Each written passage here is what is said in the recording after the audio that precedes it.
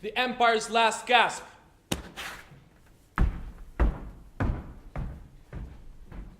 Come along then, my dainties.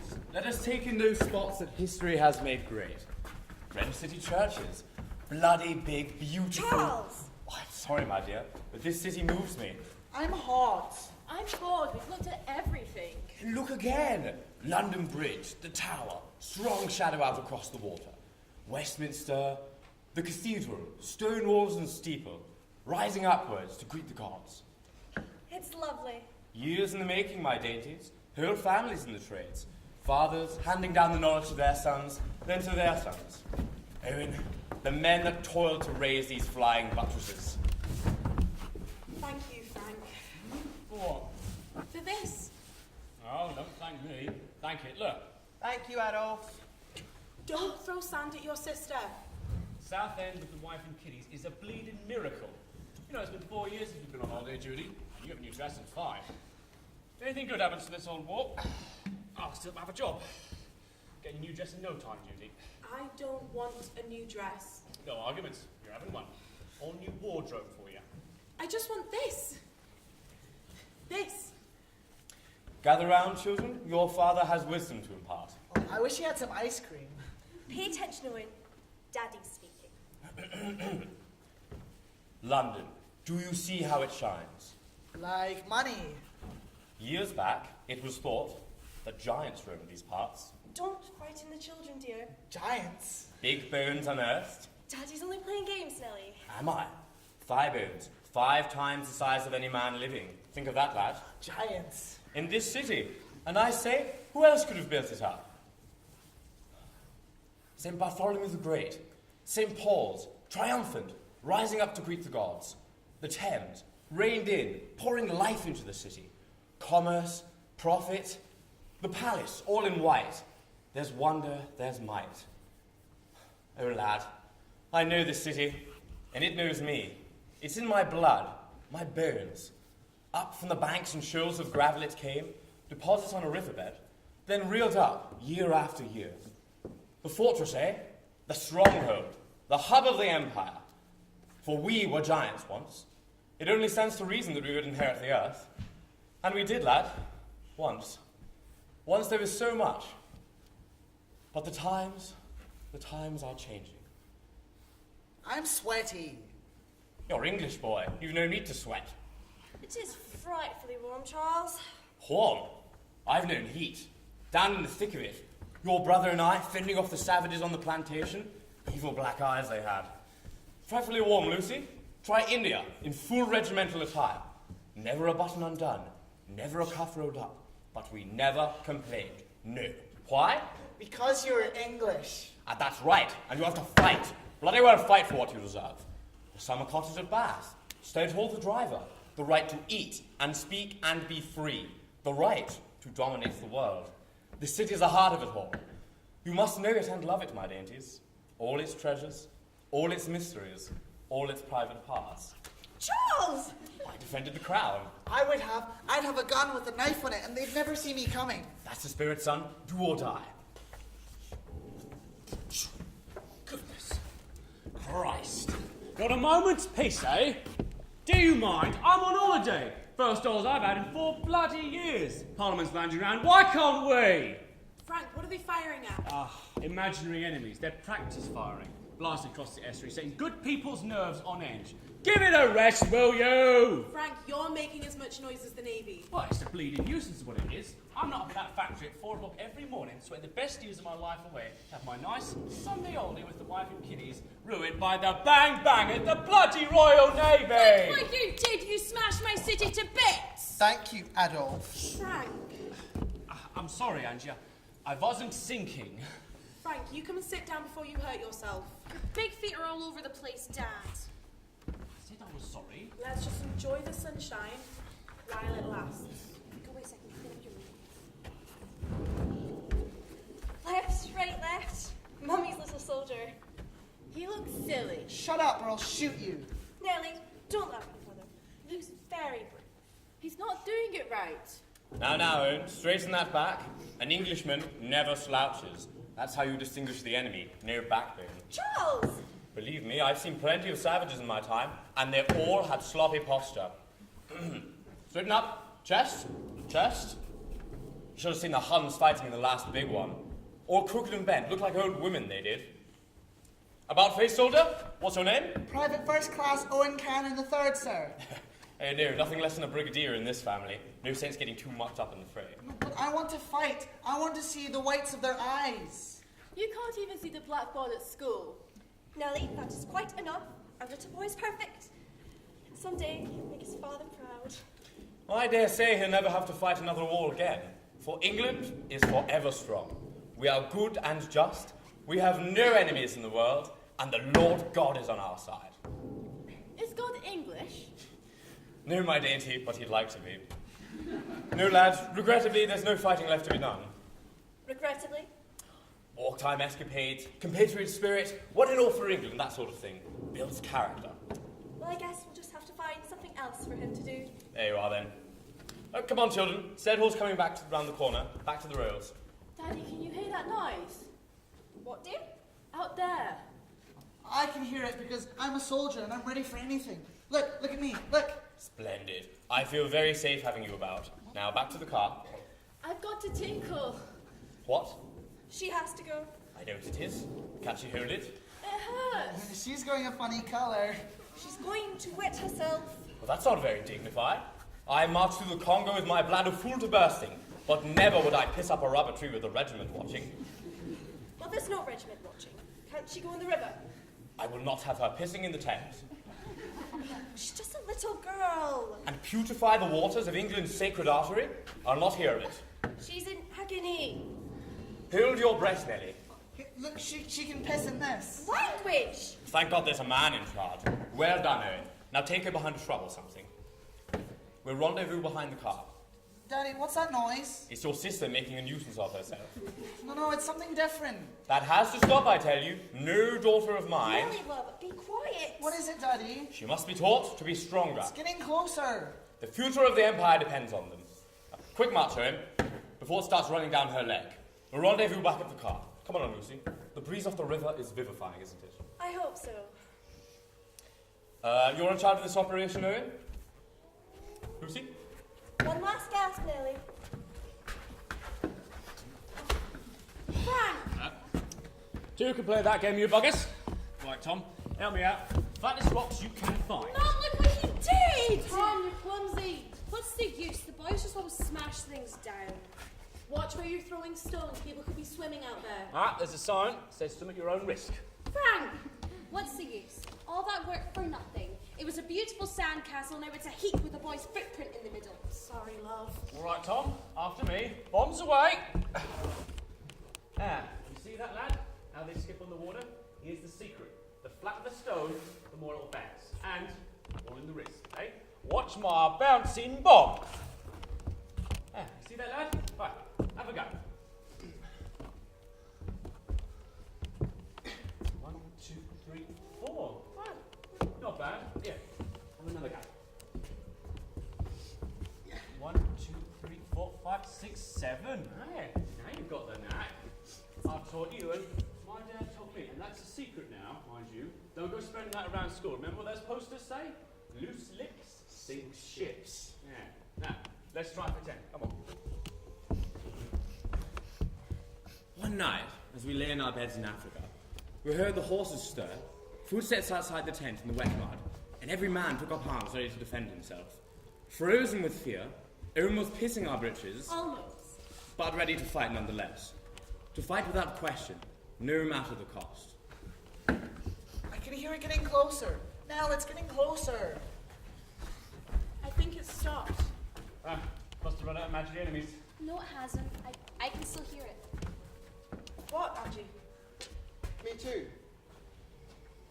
I can't hear anything. Listen. There's nothing out there. No, it's gone. It's still out there.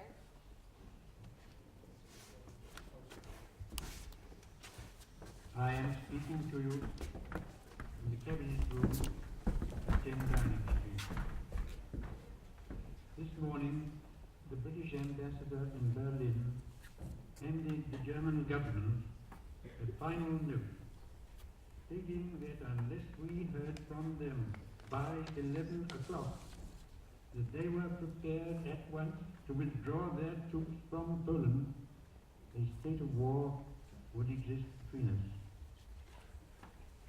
I have to tell you now that no such undertaking has been received, and that consequently this country is at war with Germany. Dear Sir or Madam, in the event of an emergency, arrangements have been made for the evacuation of all school children from the London area to safe places in the country. It is our hope that your child/children will participate in this programme.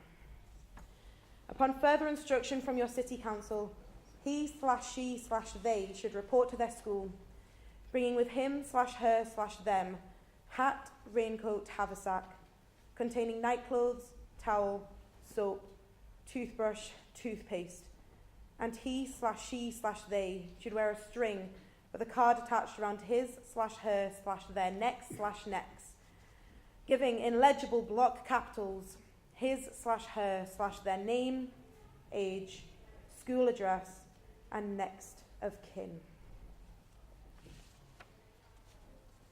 You're not having them. You're not taking my children.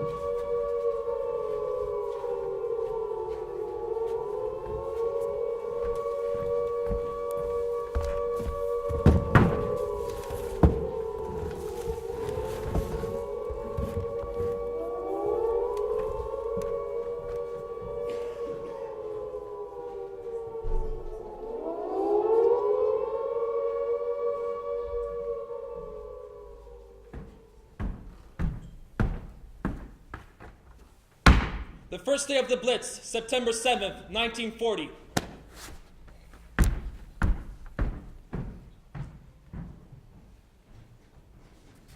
Bloody. Hells bells. You're blinking, it's over.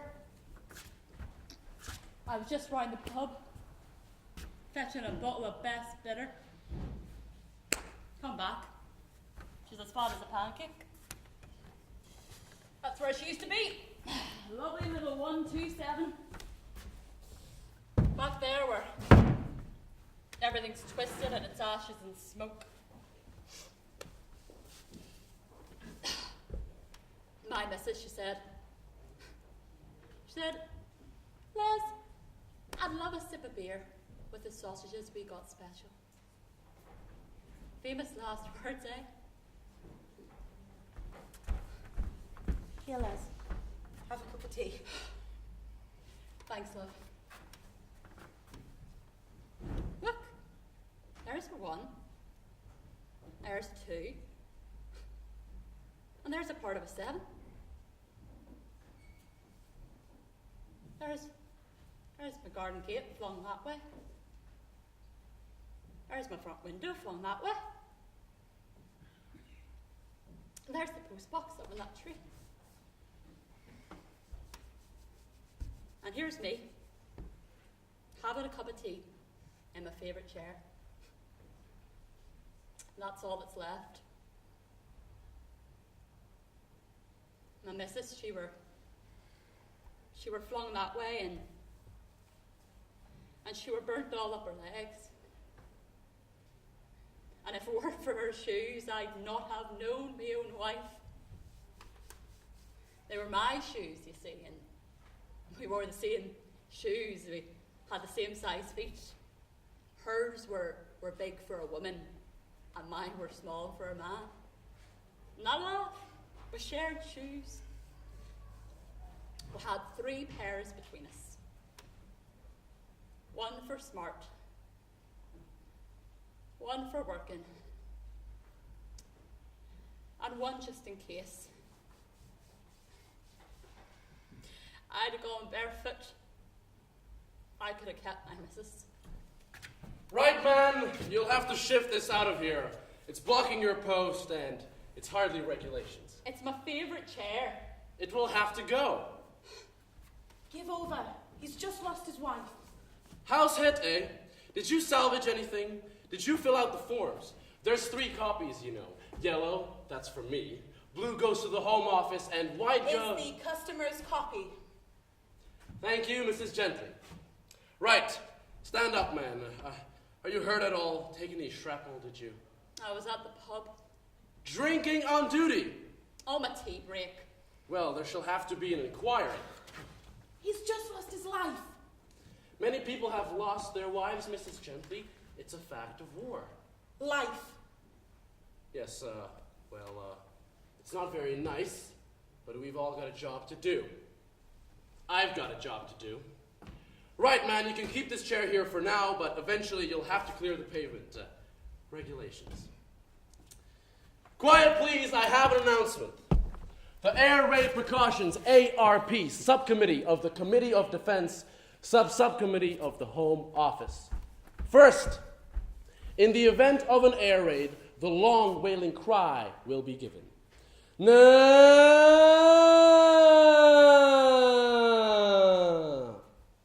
At which point, regulations clearly state that it is highly recommended that the performance be brought to a halt and the patrons be ushered out of the theater and into the nearest shelter. Many of you may choose to ignore the advice of the Home Office, but for those of you who wish to live, please seek the nearest way out. I am told by the management that despite the constant interruptions by Hitler's hordes, the actors are insisting on being paid, and so we are unable to refund your money. Sorry. Second, we are looking for volunteers. We need wardens in all areas, especially in and around Bethnal Green, Twickenham, Chiswick, and Spitalfields. Duties include ensuring that the blackout is performed as an effective form of civil defense. For those of you who refuse to comply with this ordinance, must fill out the form BS422/6 in triplicate, yellow, blue, and white copies to ARP Controller, that's me, Mr. J.C. Smuts, the Home Office, and the offender, respectively. Look here. I know that the blackout has proved to be a bother to many of your nocturnal habits. But just think of what the lads at the front are putting up with in comparison. Drawing your curtains is the least you can do for the war effort. Wardens are responsible to usher crowds to and fro when the alert is given. No!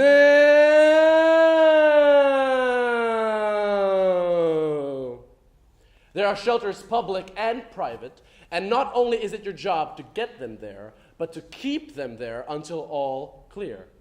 No!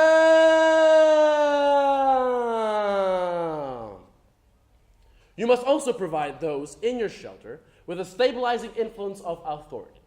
For down in those dark, cavernous bowels, such a large clot of plebeians, in such tight quarters, especially the cockneys, can become a foul stew of panic, political unrest, and other unsavory acts.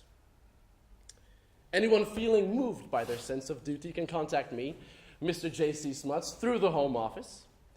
If anyone has any questions regarding the proper air raid procedure, please consult the pamphlets we have circulated, complete with step-by-step instructions for making the most of your air raid experience, and one or two little Hitler jokes me and some of the lads down at the Home Office have thought up. Some of them are actually quite good.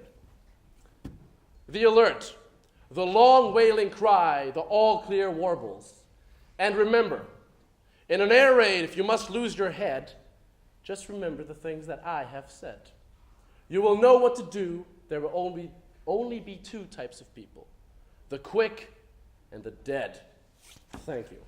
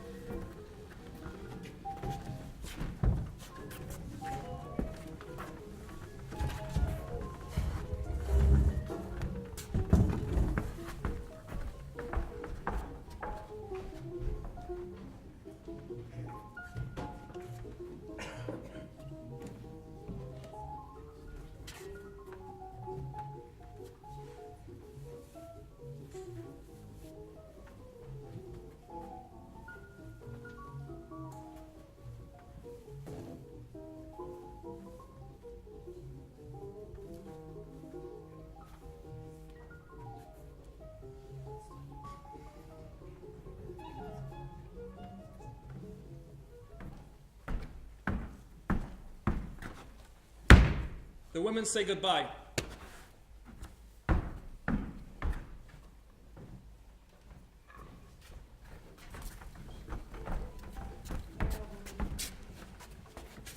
This is our Alistair.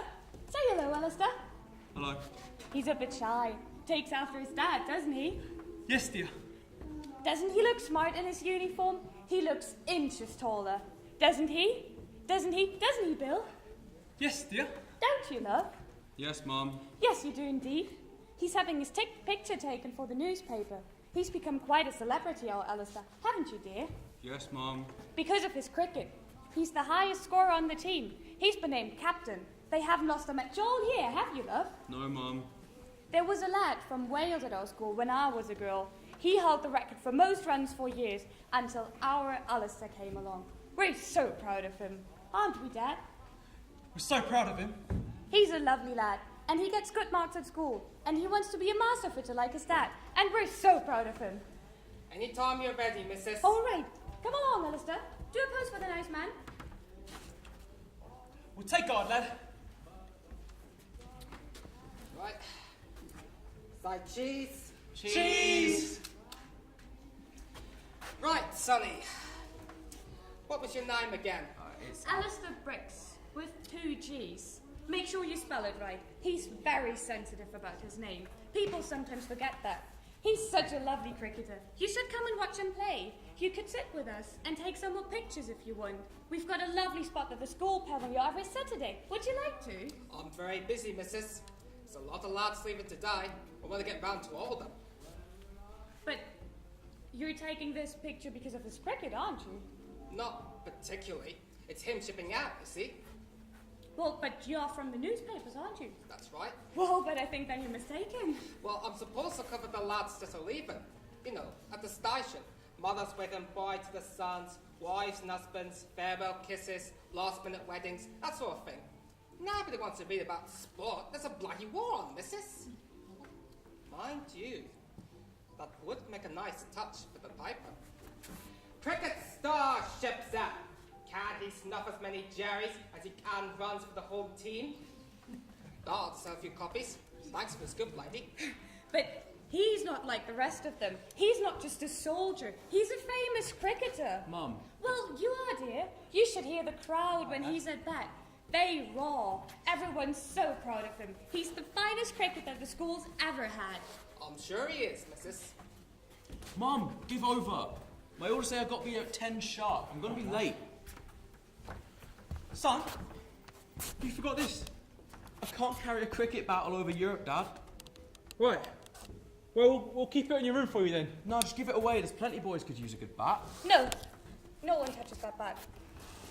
I'm going to be late. Bye, Dad. Bye, Mum.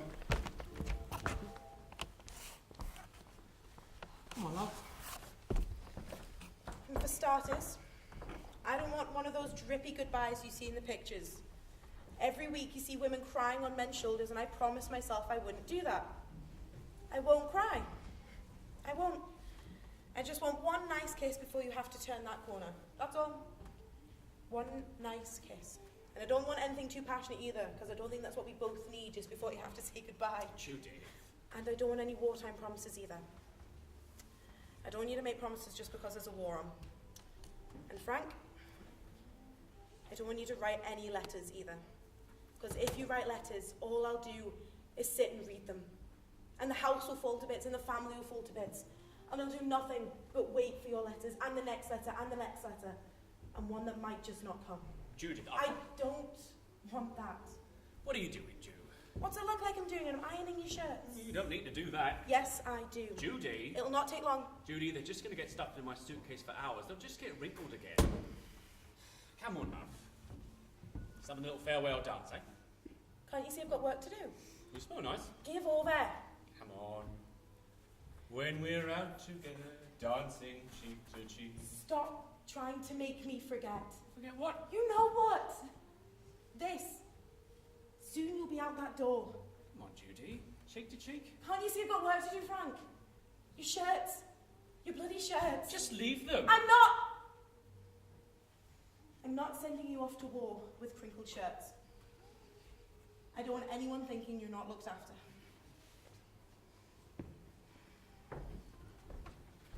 Got your little treasures, do ya? Little photo of your old man, little watch with a smashed in face. Pack up your troubles in your old kit bag and smile, smile, smile. You always did believe that ridiculous story you told you, didn't you, Brian? It weren't ridiculous. You see this watch, lad? Pried it out the hand of a dead German in the First War. Stuck in my bayonet, 1, 2, 3. His eyes rolled back, looked so surprised, like he wouldn't have done the same given the chance. Knee deep in the mud, the buggers wait on me, and that's when I heard it tick, tick. Underneath the artillery fire and the yells and screams for help, tick, tick. And there it was in his dirty palm, gold. It wasn't a story. He did that. He did lots of things. Still, he could tell a good story, eh? Weave a magical tale, make you want to believe anything that came out of his mouth. Dad never lied. He was a war hero. You call that heroic, stealing gold from the dead? He was entitled one little souvenir. He pried it from the hand before he was even cold. He was a good man. He was a lying drunk. He fought for England and did what had to be done. Yeah, and that was his problem. Always trying to conquer and defeat. The Germans, his own wife in bed, his fear. Look, Mum, I signed up. I'm going. You can't stop me. Yeah, I can. What will you do? I'll forget you, that's what. Forget your face, your name, forget you're ever mine, his. God, Brian, can you just stop being like him? Look, I'll be off then. Wait, where will you be? For now, at least. I can't tell you. It's supposed to be a secret. I know you can't say. I can't tell you. It's supposed to be a secret so the enemy doesn't Find out where my boy is.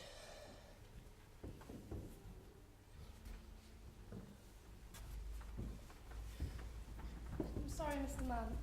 I heard about Ethel. I'm so very sorry. Oh, I think she went quick. That's the best way, isn't it? I suppose so, Kai. I'll knit you a scarf, love. I'll keep you warm around the ears. That's very kind of you, Miss Hilliard. Well, that's what I do, isn't it? I've got 3 boys at the front. Now and then I get a letter, and they're always saying how cold it is, so I'm knitting. Very kind. Akla will see you. Matches your uniform too. Very smart. It's not easy letting people go, is it?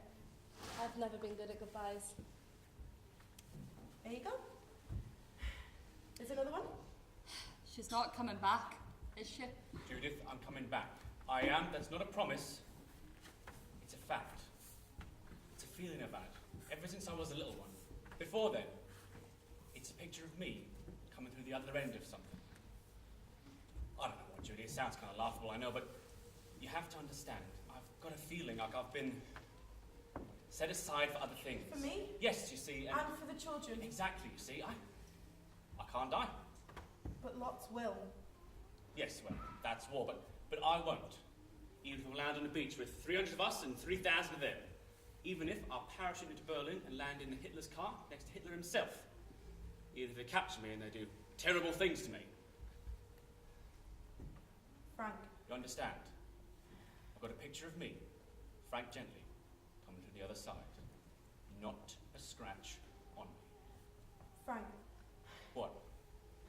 Promise me. I thought you didn't want promises. Frank, please promise me. I won't promise. I won't even say goodbye. That's how sure I am. Look, Mum, at least say goodbye.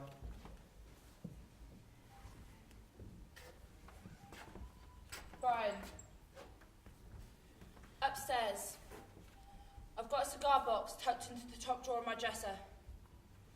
And on the lid there's a photo of your dad in his uniform, looking smart and young.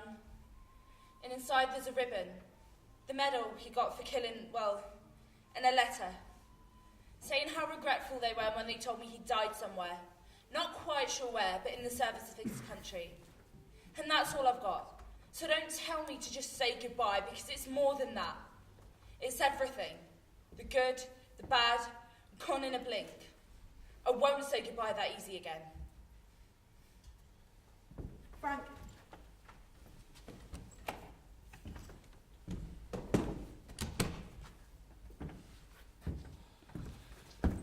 Dad!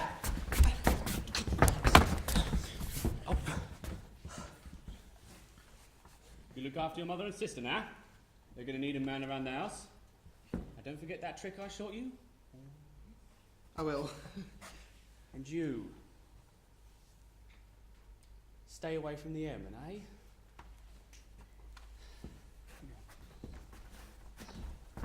Ever seen anything like that? All those ladies looking at us, eh? Do you mind? One last snap, the two of you. What's your names, fellas? Brian Justice. Frank Gently. And you know where you're going? Yeah.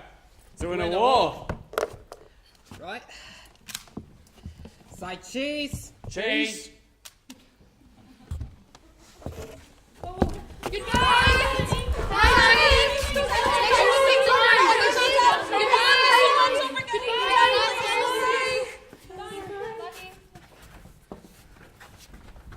Something's missing.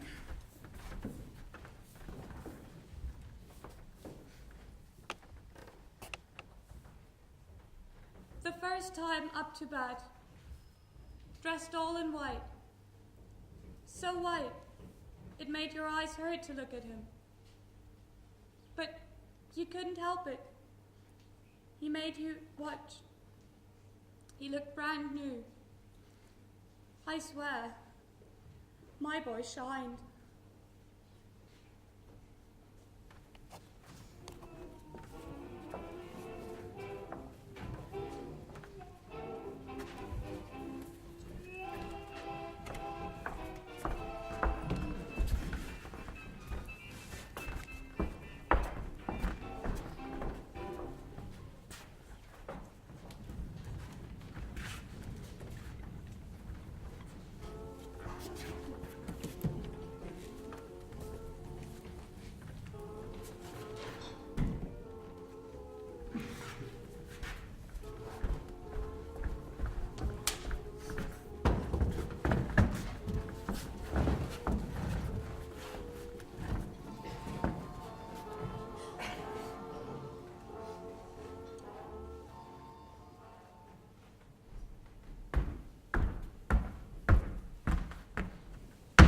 and English education.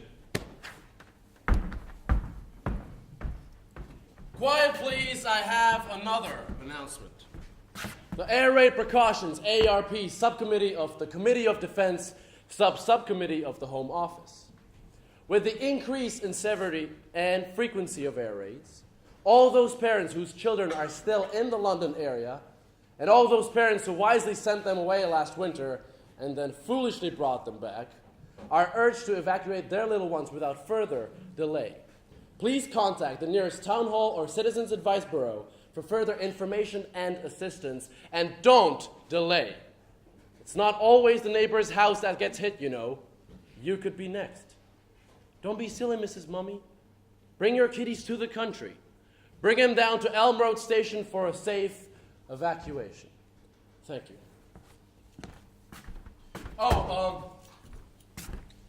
If your kids are at home, they still have to go to school. The Board of Education will not tolerate truancy, even in times of adversity. We don't want them growing up into little monsters just because there is a war on. You have malleable little minds, easily corrupted with rubbish. And it is my God-given duty to monitor what goes in this ear and out the other, in the hopes that you get fed the right rubbish and not the wrong rubbish. There is a difference, children. The right rubbish is what we all should believe, even if it's not really true. It's the quickest way to power and the shortest path to heaven. The wrong rubbish is what you might feel in here, but better kept to yourself. It causes less social friction. The right rubbish stays in, ferments, growing stronger every day, until one day you cannot tell the difference, and do not want to, and have no need to. The wrong rubbish passes through the system like bad wind. The wrong rubbish is also bad habits like that club cut to the front. Waitson, stop picking your nose. No doubt your father has fed you the wrong rubbish. Seen in that Vesper, sturdy little habit, boy. One day the finger goes up and it never comes back down. To the front. All right, you miserable lot. I would have hoped your mothers would have had the foresight to pack you off to your uncles and aunties in the country. However, they did not heed the warnings of our Home Office. In one ear, out the other. In one ear, out the other. In here, out there. Well, let's see if we learn the difference between right and wrong, shall we? Why are we at war? In the hope that good shall triumph over evil. Good. What kind of rubbish is that? The right rubbish. Why are we fighting the Germans? Because the Germans are all bad. What kind of rubbish?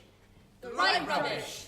Good, good. And what should each and every little boy and girl in England be prepared to do? To die for this great land. What kind of rubbish? Right. Good, good. However, I need to offer a point of clarification here. While it is an honor for British boys and girls alike to die, it is a time-honored British tradition that only the boys have the opportunity to die. The girls aren't really up for the challenge. However, the sentiments are still valid. I want to die for this great land. And if that is indeed your wish, England would be very pleased to have you. However, we must insist that you remain at the home front and take care until the boys return. What if they don't return? Then England will still need nice young girls to grow up into nice young ladies, to have nice English babies, preferably nice little English boy babies, to defend our nice little English countryside. To fight in nice little English wars. Well, someone's been feeding you the wrong rubbish, haven't they, Miss Glumpot? All right, the most important question of all. Do we love our country? We love our country, yes. How much do we love our country? Fiercely shall we love, and fiercely defend, and gladly give our lives for this thy sweet land. And what kind of rubbish is that? The right. Well, children, I'm thrilled to see there's still nothing finer in the world than an English education. Miss Glumpot, come along to the front. Thanks.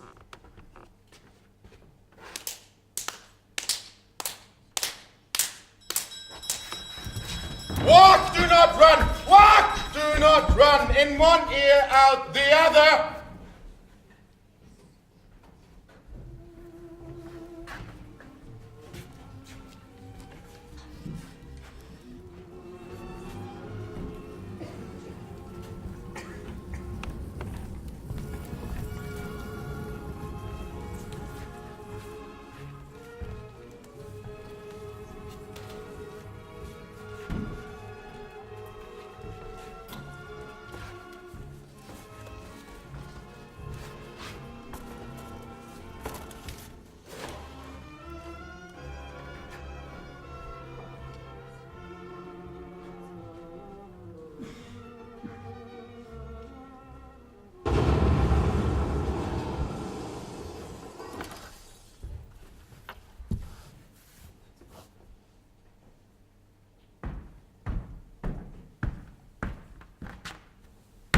Bits and pieces.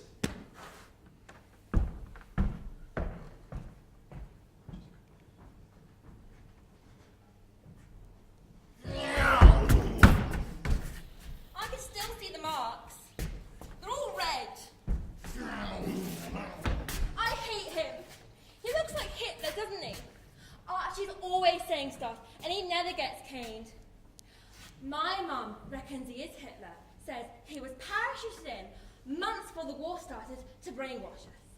That's how the Germans will win the war, by getting all the children to like them.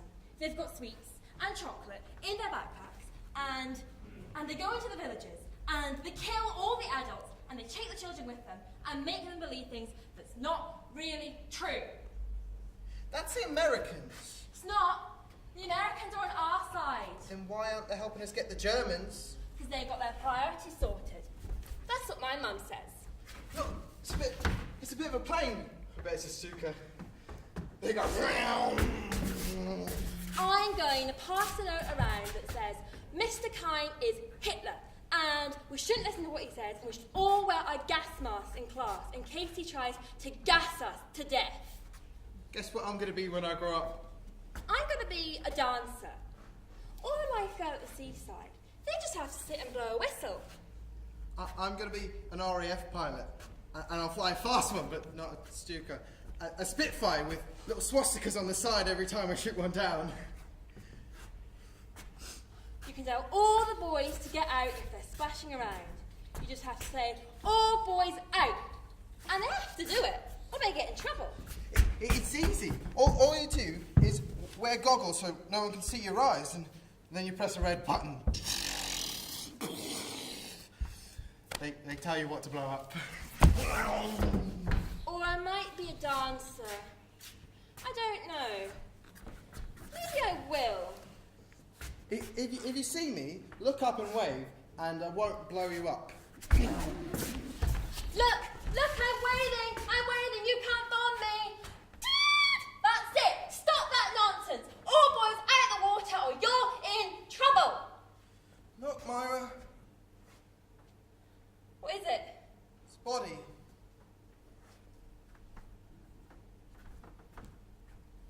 Liar. It is. It smells.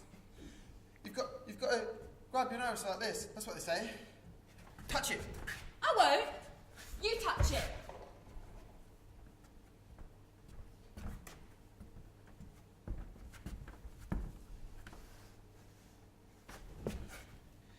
It's cold. Where's her shoes? Someone took them. She don't need them. Why do flies like dead things? They eat it.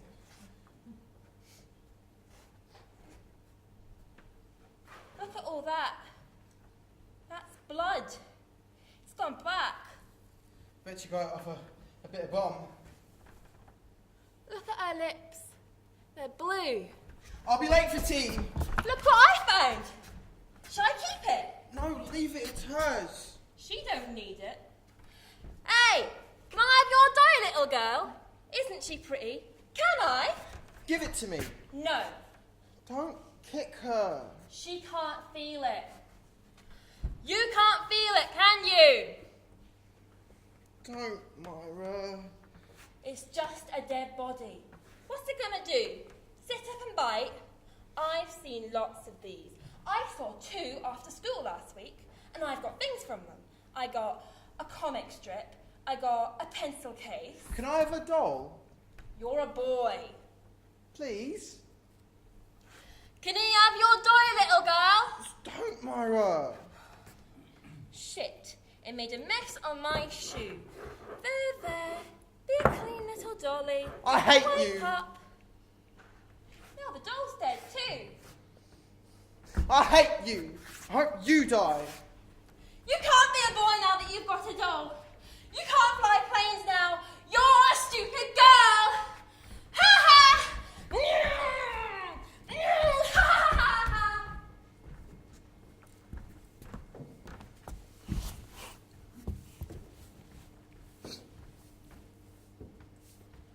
Here, look. Bit of red, bit of blue. Here's one with a lovely little flower on the saucer. You can find all sorts.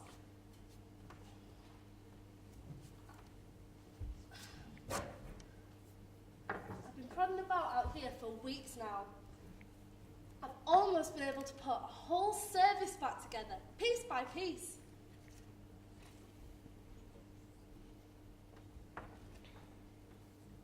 Look what I got today. 3 saucers from back behind the Surrey docks. Look at that pattern. Lovely, isn't it? So delicate.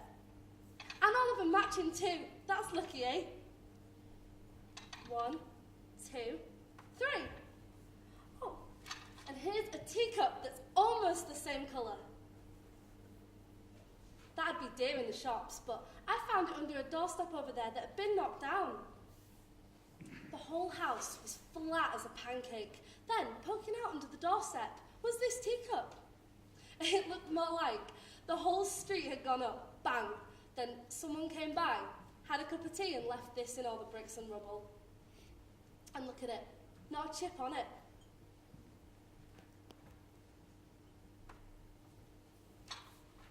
Haven't found a teapot yet.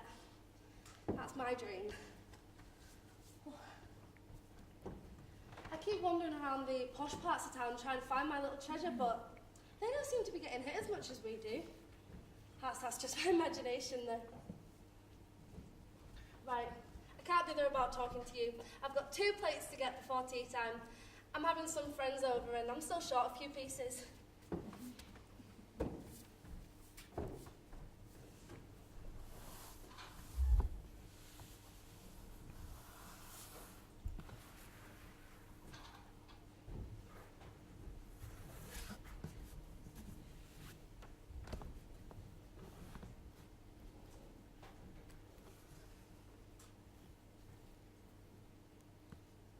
First noise.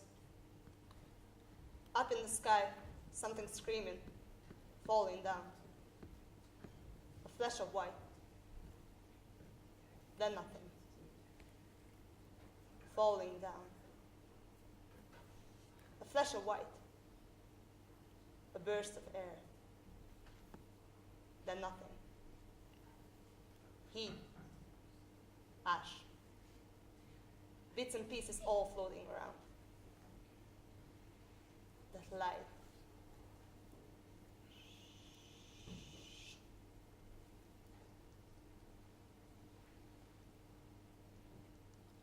Then nothing.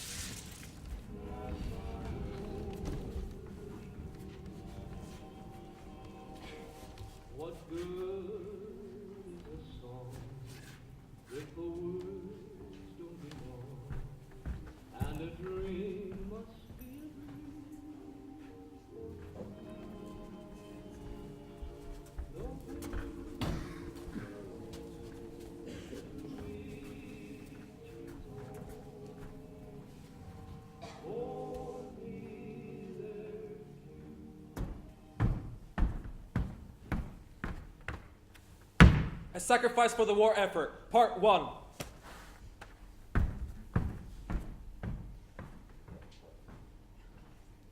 Right, ladies. Lady Fortune has smiled upon you. Being British and fiercely proud of it, it is my honour and duty to produce for the war effort. And you have been selected to help as an essential component in winning the war against the dark forces of evil. Oi, when do we get paid? All in good time, ladies, all in good time. I'm not slapping together nothing before I see payment schedule. Same here. You make your own bloody bombs. I thought this was a simple factory job. There are so many little bits. Nobody told me a thing about making bombs. How do they all go? They'll have to show us a crash course, pardon the expression. Joan. Look, it's supposed to pay decent. I cannot build a bomb. What's our wages, mister? In addition to the base wage, a 12 shilling a week bonus will be awarded to the employee who demonstrates the most efficiency. Bloody hell. I cannot build a bomb. Oh, come off it, Jew. For that sort of money, I won't just make them, I'll drop them too. You've lost a husband. Sod is what he was. What about your son? And what about me? I've got to eat. I'm leaving. Judy. Judy? Is there a problem here, ladies? No problem at all, Mr. Fracker. Judy is just dying to start work right away. Well, I'll only keep you a moment longer, then I'll turn you loose on your civic duty. I want you all to know how very lucky you are to have the opportunity of assisting our boys at the front. I know you're eager to get cracking, but I always like to give a little pep talk to the new workers. Creates the right mood on the factory floor. One of cooperation. One for all, and all for one. It's good for business. I cannot build a bomb. I can't build bombs to kill people. If you don't, someone else will. Do you think Frau Messerschmidt in Dusseldorf is having the same reservations as you? Not bloody likely. There's no other jobs. This is what there is. I can't make a bomb. Think of the people we've killed. We haven't killed anyone. We'll have helped. That's war. All helping, working together to achieve a common goal. I need the money. I want to get married. I cannot build a bomb. You won't have to. You need only build part of a bomb. The core, the fuse. I don't care what you do. Just keep your emotional hysterics out of my factory. Don't cause trouble for the lot of us. She'll come round. I won't tolerate dissent in my factory. I've been blessed with a government contract. I was nearly put out of business before Hitler came along. Now, profits are booming, production is up 60%, and there's talks of another contract in the works. I pride myself on efficiency and a superior product. It is that reputation that will be putting food on your tables and presents under your tree this Christmas. And I won't have my kingdom jeopardised by the sentimentality of a naive English housewife who thinks she's the only one who's made sacrifices. Is that clear, Mrs. Judith Gently. A funny little name. Mrs. Gently. I take the old group or I take none of you at all. You may take a few moments to reconsider. Judy. Come on, Judith, don't mess this up for us. I'm getting married in 2 weeks. I want it done proper, like with flowers and a cake. Don't fuck it up for the rest of us! Oh, shut up, Sheila. Well, I'll work. your country thanks you. Right here. Put your hair up. Safety first. Now, this is precision work, ladies, so it will require your full attention.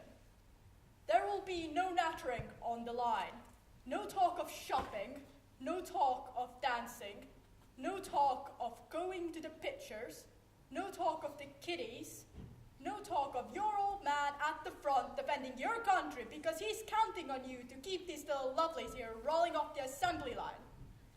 And especially, no talk of, and Mr. Fracker is dead serious on this one, there will be no talk of sex on the shop floor.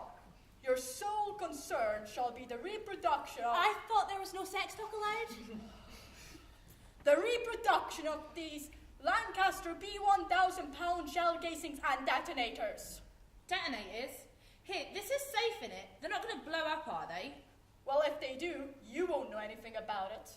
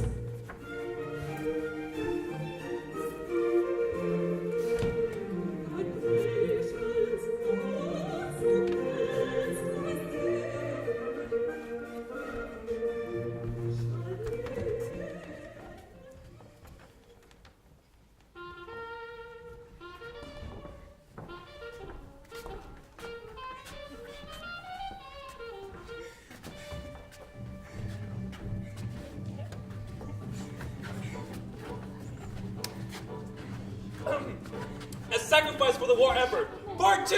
Hey! I don't want you going out if there's a blitz on. Mom, I'm young. And I'd like to see you grow up. Hang on, what were you doing up there? Look at the top. It's going to look all twisted.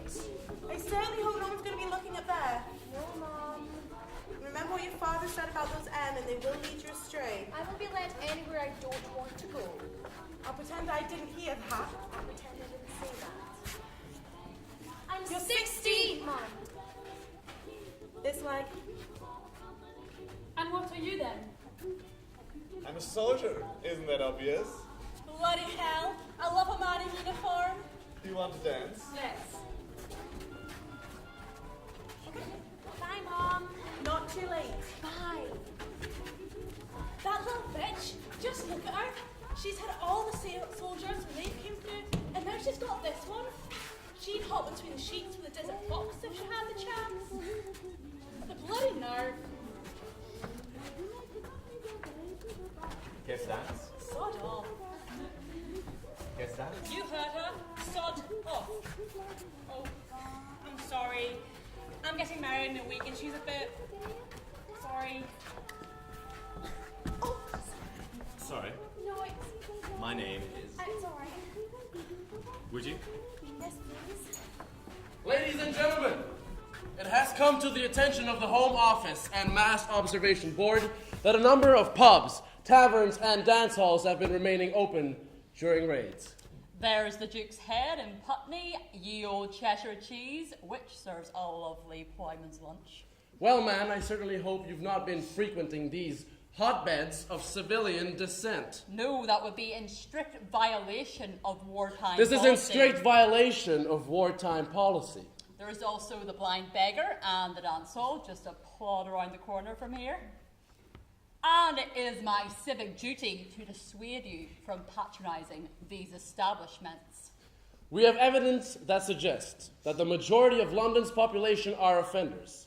And we at the Home Office are not only concerned for your well-being, but it also makes our jobs all the more difficult. Each violation must be documented and recorded in triplicate. Man? BS 422/7 in triplicate, yellow, blue, Wrong and white. form. BS 333/7. BS 333/7 in triplicate, yellow, blue, and white copies. Salmon.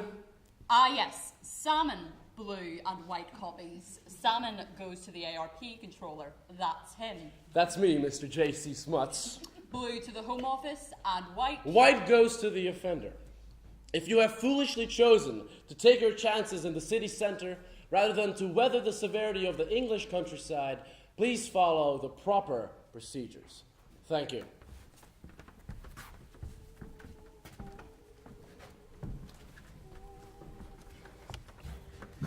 I don't know why I come.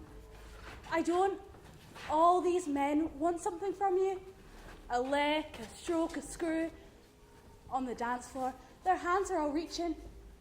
You get so tired of smacking their hands away that you sometimes just let them have a quick feel. It's easier that way. Christ, I hate it. I hate them. No, I don't. I love it. I can't help it. They look at me and say, I'll be gone tomorrow. They say that, and I know that every third one of them won't make it back. Sometimes, once I've been with a lad, I'll take down my dad's atlas of the world and I'll try and find where they're stationed. I can never find it. It's an old atlas. Dad says it's a changing world. I don't know why I let them, but I do.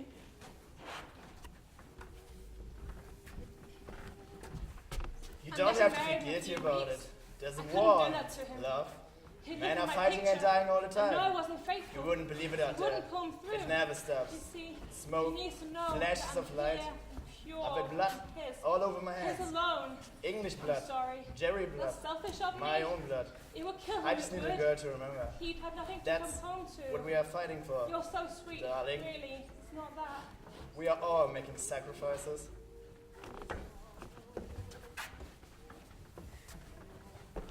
How old are you?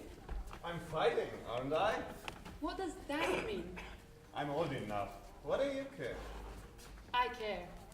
I'm not as old as your father. My father's dead. I'm 18. You don't lick it. I shaved all right. I had a beard. I didn't like it.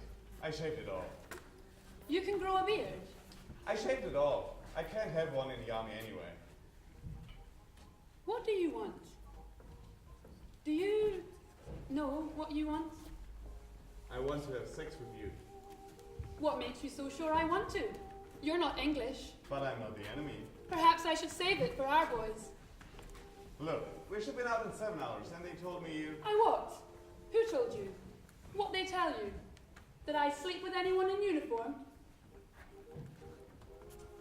They told me I wouldn't have any trouble with you. That you're really friendly. Really friendly. You like soldiers, you know. That you're nice to us. Am I? Yes, I am nice. To people who are nice back. I haven't had anyone be nice to me for ages. It's getting late. Clock running down, is it? No, look. You didn't bring me flowers? Something nice to eat? I haven't had chocolate in ages. I have a piece left. It has nuts in it. You can have it if you want. Did you buy it for me? Special? No, it's in our rations. Did you get it special for me?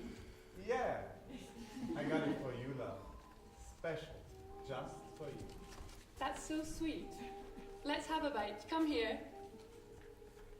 Come on. You're going to have to get closer if you want to do it.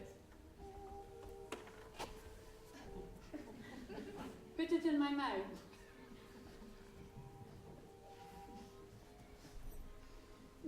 It's lovely. You're so nice to me. I like you. I know you do. What are you laughing at? You! You don't look like a soldier. You don't look dangerous enough. Shut up! Have you ever done it with a girl? I told you I'm 18. I am dangerous. Have you ever killed? I'm 18. I've killed a fucking crowd lady. He came at me with a broken bottle. I grabbed it and stuck it in his neck. He was screaming. He wanted to get me, but he died quick. I want to have sex with you. Do you have any money? I'm not paying for it. Why not? I am. You're English. You're all sluts. I'm going. Time's running out, soldier. I am dangerous, you know. You're a man, aren't you? What is that supposed to mean? Go off and fight your little war, man. It's not my war. It's your war. So you should bloody well thank me. You should thank me. I'm not going to pay to sleep with you. And why should I give it away for free? Because you might get killed. You should be more than happy to have me. It's your... My civic duty? Shit. That is not what I was going to say. You're not the only one making sacrifices, you know. This war has spoiled everything for me too.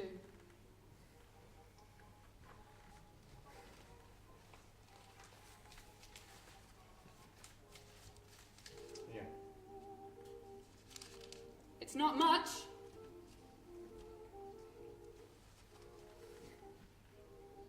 There. It's still not much. I gave you the chocolate. Please take it. Look, I'm sorry. They are sending it off somewhere. No one wants to talk about it. They say it's really bad. I'm scared. I've never killed anyone in my whole life. Back at home, I'm learning to build things. Chairs, cabinets, tables. I'm a carpenter. I can't do this. You told me you killed a German. I just said that. I thought you would like me more. What's your name? Harris. Keep your money. No. My name is Viv. Vivian, but I like Viv better. Let's go back there, Harris. I'm 18 years old. I didn't lie about that.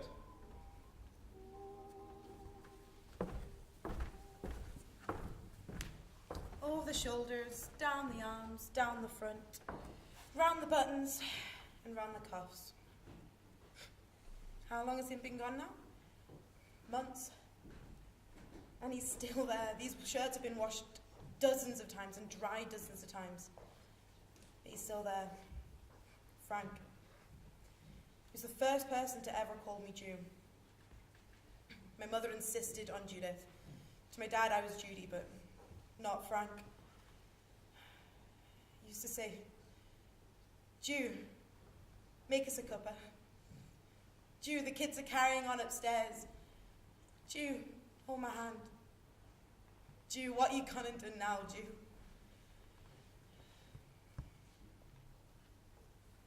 What are we doing out here? Dancing?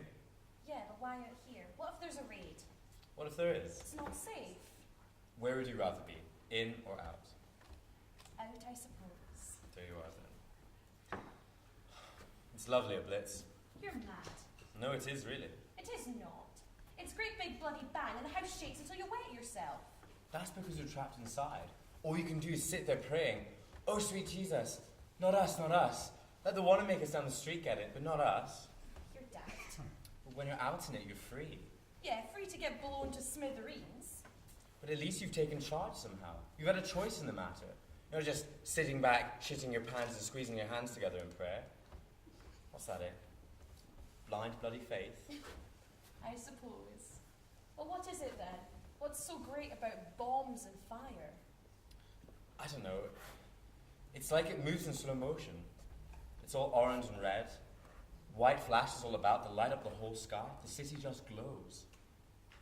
And down floats all this white ash from the buildings. It's beautiful, Angie. I don't know. Here, look at that. I'll look after you. What is it? For bravery. Never. Above and beyond the call of duty. So I'm dancing with a hero, am I? You are indeed. Ah! Mom? What? Angie? Nothing.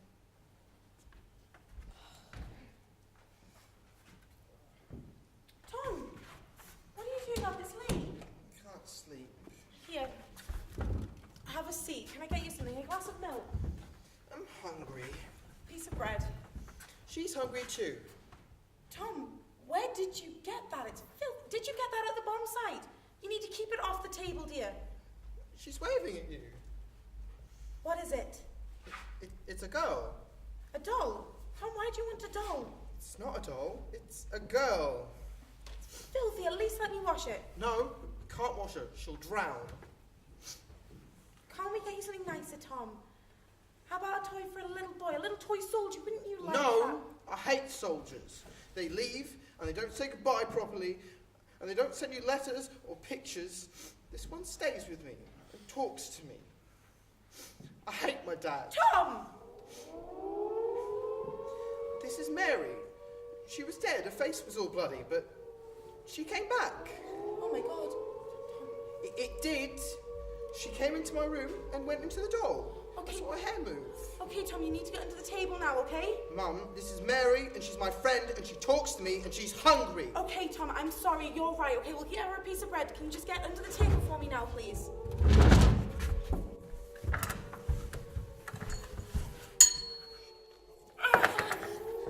Mum!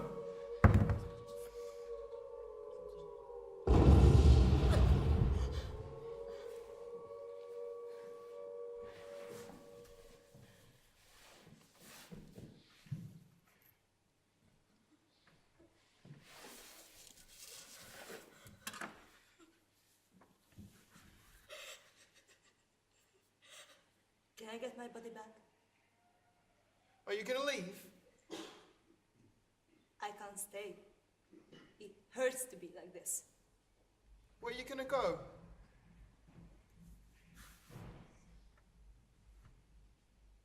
I have to find something.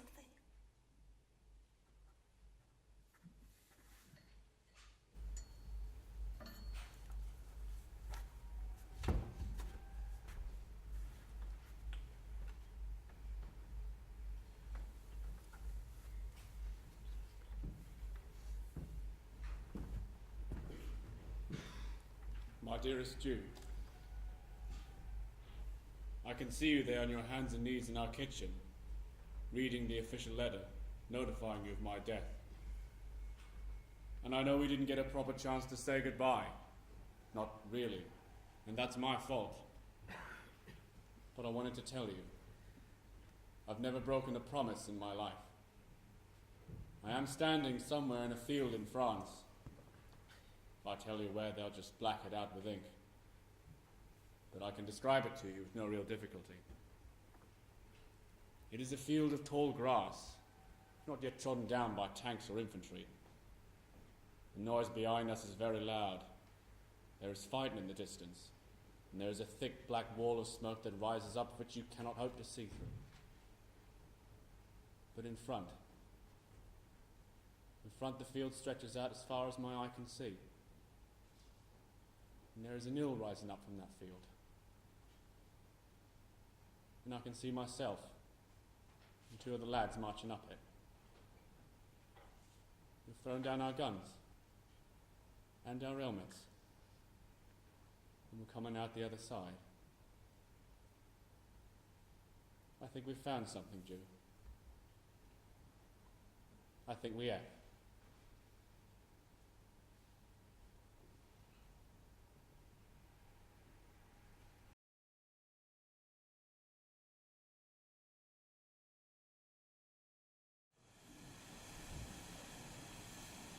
My name is Hilda Bullock, and I'm 19 years old.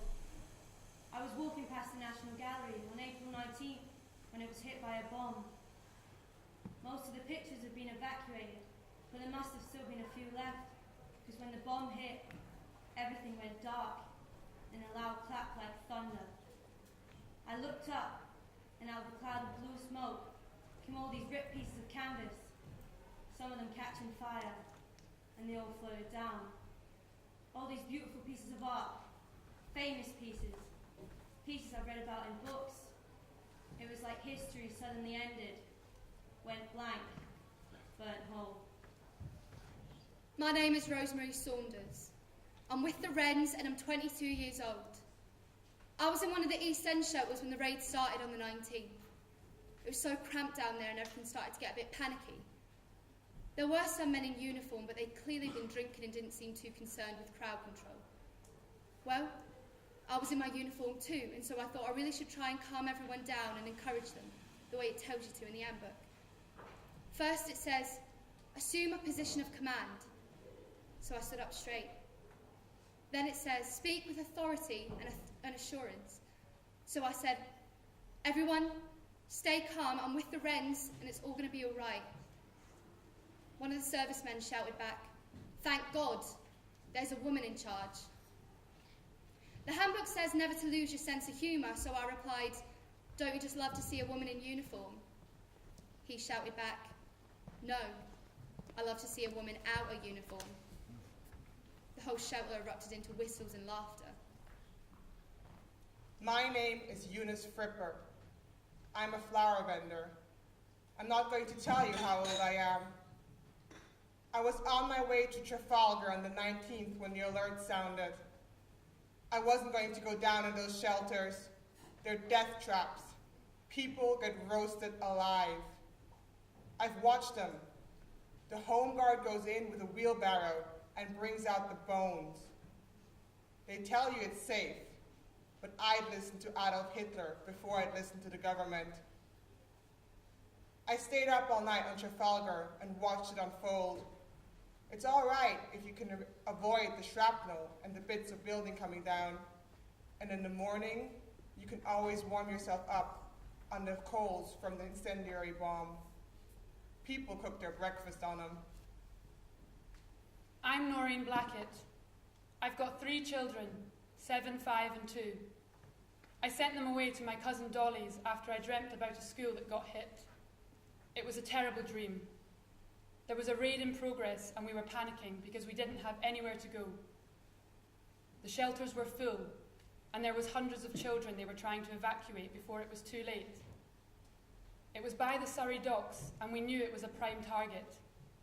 So one of the wardens marched them all into a schoolhouse and rang up to have a bus sent out so they could get the children out.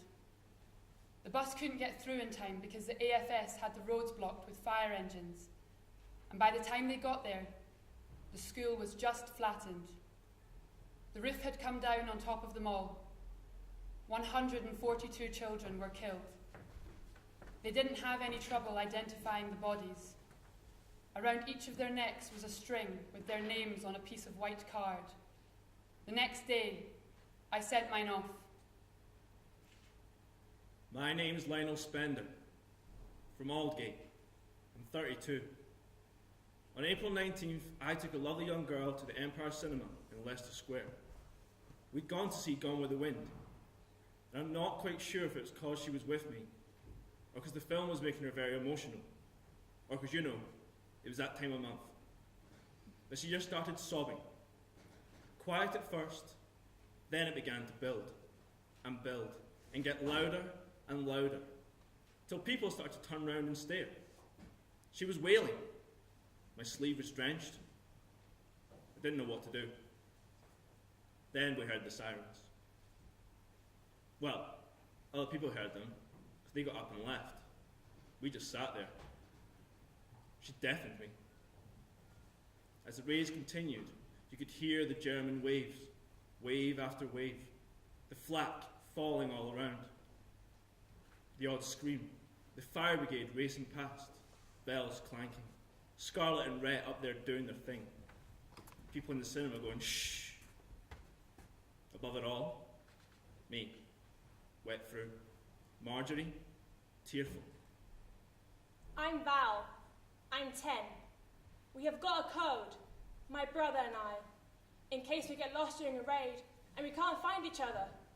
We just start singing It's a Long Way to Tipperary, and that's how we find each other. It's a long way to Tipperary, it's a long way to go. My name's Dennis Thomason. I drive a bus. I remember the 19th because it was my birthday. The boys at the depot had got a cake for me with 6 candles. It was all they could scrounge together, but they said there were special candles, dog candles, each one equal to 7 years for a human. Then the controller came in and told us the party was over, that I had to get to Surrey docks as fast as I could. I thought it was a bit strange. We didn't like to go out during the blackout, because more of us were getting hit by buses than by bombs. With no headlights, it was bloody dangerous. But we'd had a phone call. All I knew was there were some kids that needed moving. My name is Anna. I'm the oldest, so I was told to take my brothers and sisters into the school. We've been very frightened all week, not because of the bombs and the rockets, but because we were Jewish. My father had sent a letter home to my mother. Most of it had been blacked out, but he said something about the Jews in Poland, and also he thought France, and that something terrible was happening to them. We read about it in the papers also, this time about the German Jews, but nobody seemed to want to bring it up, and we certainly didn't want to talk about it with our friends or at school. Mother said we were safe in England. But just last week they arrested some men and sent them to the Brixton prison. The papers had reported that they were blaming the war on the Jews and had defended Hitler. We were all very frightened. We looked at a map of Europe, saw how close Hitler was, how big Germany was getting, and how tiny we seemed to be. I don't think men take us seriously at all. When I was down in the shelter, one of the servicemen came up to me and asked, "What are you doing here?" I told him I was on my way to my duty station when the raid started, and he asked what I did there. He just assumed I'd be serving soup or giving out blankets to people that had lost their homes, which is essentially what I was doing, but he had this shitty little condescending grin on his face, and so I told him that it was classified orders. Of course, he just laughed even more then. Just because the men are flying about having dogfights with each other, keeping free England's skies, they think they're the only ones that will put a stop to this war. But weren't they the ones that started it in the first place? Look at this one. It's a woman. She's lovely. I think it's called The Unhappy Mother, but I'm not sure. I might be wrong. I've only got 2 books, big ones, but still. When I'm a student, I'll know them all. I think there's a companion piece to it, called The Happy Mother, but I haven't found that one yet.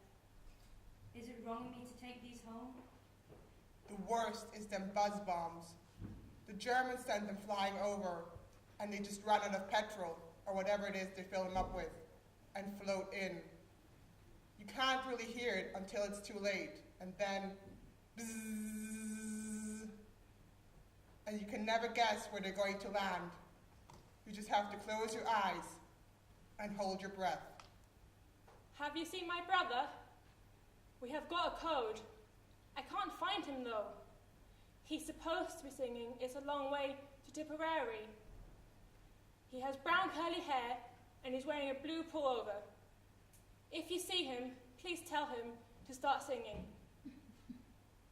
I was so depressed after I let my children go. I just moped about all round the house. The next day, on the 19th, the lady across the street saw me in the garden and popped over. I told her I was as miserable as I could be. She said, "Right, get your coat. I'm taking you to see Myra Hess." I said, "You what?" She said, "Myra Hess at the National. She's been doing lovely lunchtime concerts all week, and this evening is going to be a special one. She's going to take requests." I said, "I don't feel like going to a concert. I don't have any requests." As I passed the National Gallery, I could see this girl running about in front like a mad woman. She looked like she was bleeding a bit, but from the way she was running, she seemed healthy enough. I just thought she was going to run out in front of me. My brothers and sisters were crying, and the adults that were in there were just trying to calm everybody down. We were packed in tight against the walls, and I had to open a window because the air was getting hard to breathe. It was really hot. Outside, I saw a little girl, a friend of my sister's, so we yelled at her to come inside. She was running in and out of the demolished buildings and doorways, singing. I don't know who she was looking for, but when the warden grabbed her, she kicked and screamed and didn't want to come inside, but he made her go with him. Now, I do know the name of this one. It's, hang on a minute, I'll get it. It's by a woman, Judith. Judith beheading Holofernes. That's it. They've got it in full colour. 2 whole pages in one of my books. I don't really care for it much myself. It tells an Old Testament story. Actually, I think it's disgusting. I mean, look at all this blood. Art's supposed to be about beauty and revel in man's ability to do things, great things. That's what I'd paint anyway, not this. She goes into the general tent and cuts off his head to save the people of her city. Isn't that what it says in the Bible? Silly.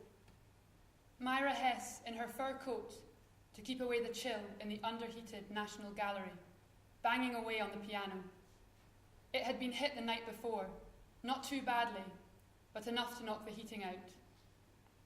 I watched Myra play a rhapsody, her breath steaming in the crisp air as she played. It was surprisingly uplifting, and as I felt my spirits rise, we heard the buzz bomb coming over. I could barely see a bloody thing. It was all I could do to keep out of the way of the people milling about in the street with all the noise and smoke there was. I passed a group of people in a shop doorway, looking up and pointing. I can't find him. I can't find him. I can't find him. By the time the picture was over, we were the only ones left in our seats. I think others had gone to seek shelter, or maybe Marjorie had, I don't know, driven them off. I looked at her, and she said to me in a very serious and old voice, I was crying because the film made me so sad. It is about pain and war and loss and separation. And the noise of the raid above is making me sadder and pushing me closer. But mostly I am crying because I think this is the last time we'll be together. I said, don't be silly. She said, I'm not being silly. I want to make love, she said. Just like that.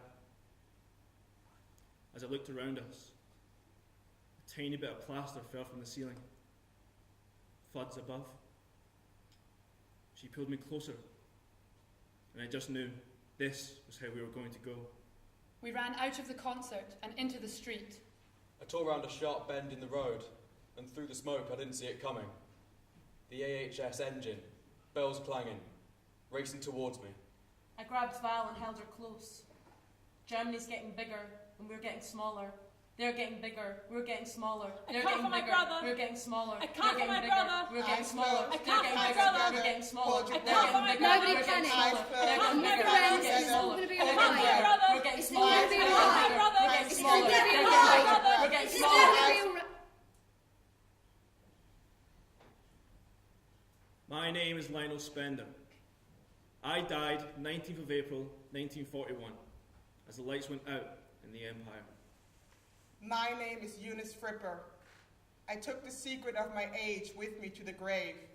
I died on the 19th of April, 1941, with flowers in my hands. My name is Anna. I died on April 19th in a packed schoolhouse with my brothers and sisters around me. We were standing up there with mouths gasping for air, hands reaching. I thought I was dreaming. I closed my eyes. My name's Dennis Thomason. I died on my 42nd birthday. I vaguely remember not being able to blow out all the candles on the first go. My name is Rosemary Saunders. To the men already fighting, I was a joke. To the men still at the home front, I was a threat. I could replace them and free them up for combat. I died on the 19th, not knowing what I was supposed to be doing in this war. My name is Noreen Blackett. I've got 3 children, 7, 5 and 2. I died on April 19th, but my children are safe in the country. As the buzz bomb fell towards us, we could hear Myra playing. My name is Hilda Bullock, and on April 19th I felt something hot bite into my side. There was blood all over my legs. The gilt frame from one of the pieces of art had splintered off and into my ribs. As I lay there, surrounded by art, it was like history suddenly ended, went blank, burnt whole. It's a long way to Tipperary. It's a... Val? Val? Val?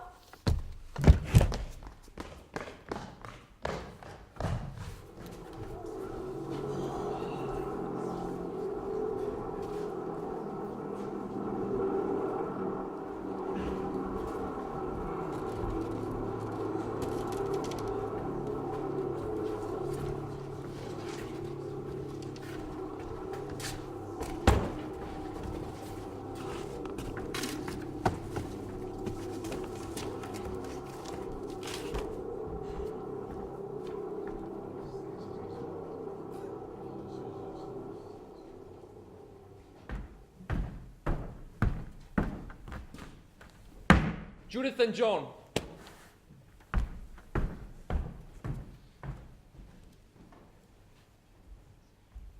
When this war's over and the men come home, who do you think's going to do all the cleaning up? Oh, look at this. The gallery's been hit. In Flanders they got poppies and corpses, and here we got fine art and corpses. Don't look half as grand in tatters.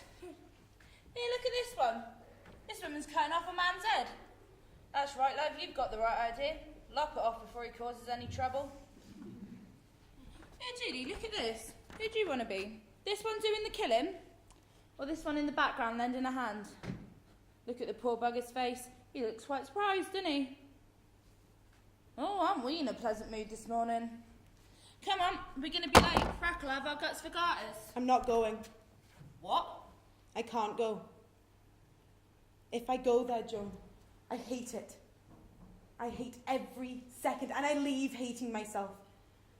I look down at my hands, putting all those little pieces together. My hands. It's like I'm the one doing the killing. Look, this is a stupid thing to talk about. Frackett's going to scream bloody murder. I look down at my hands, being so precise, like a surgeon.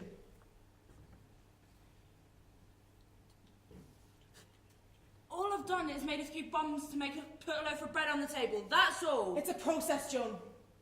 We're a part of it. Don't you see that? And what do? We shut our eyes, push it away, and pretend it's not happening.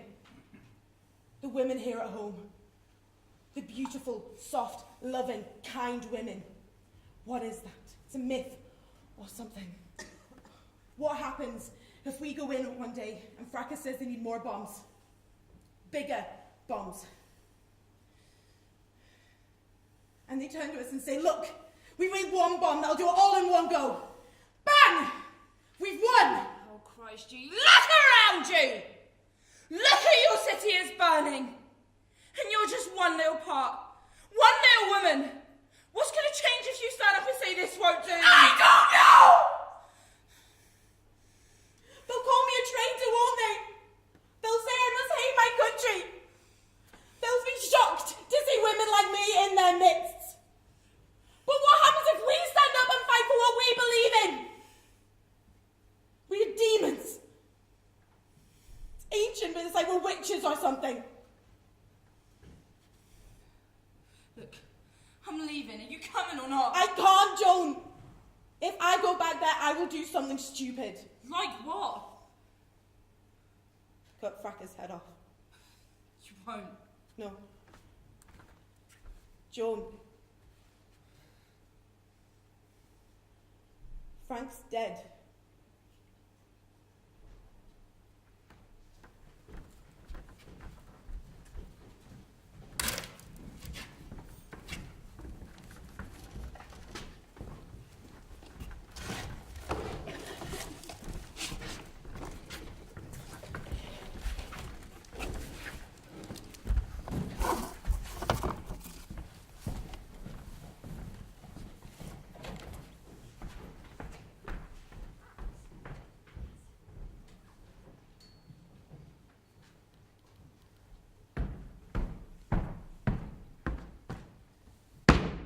Dads.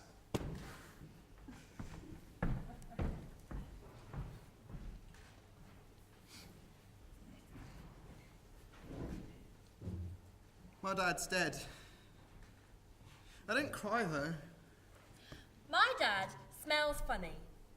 Like toffee and apples and smoking. All together. My dad taught me how to throw stones like this. It doesn't work as well if you've not got water. That's how they bounce. My dad's got grey spots in his hair. He just woke up one day and there they were. It looked silly because he wasn't old.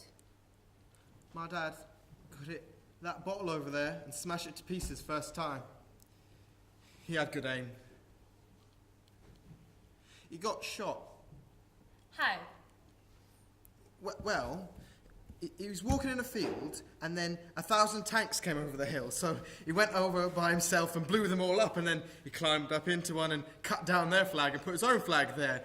And then he fought Hitler or something, and then he saved 2,000 men's life, and he didn't have any food for 5 weeks and didn't complain or anything. My dad whistles all over. You can hear him coming, and then we jump out, and he pretends to be scared. My dad was tall. And he had a funny laugh. we'd go to the pictures and he'd laugh and then we'd laugh because his laugh's so funny.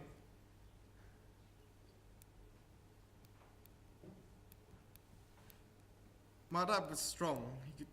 He could pick you up with one hand.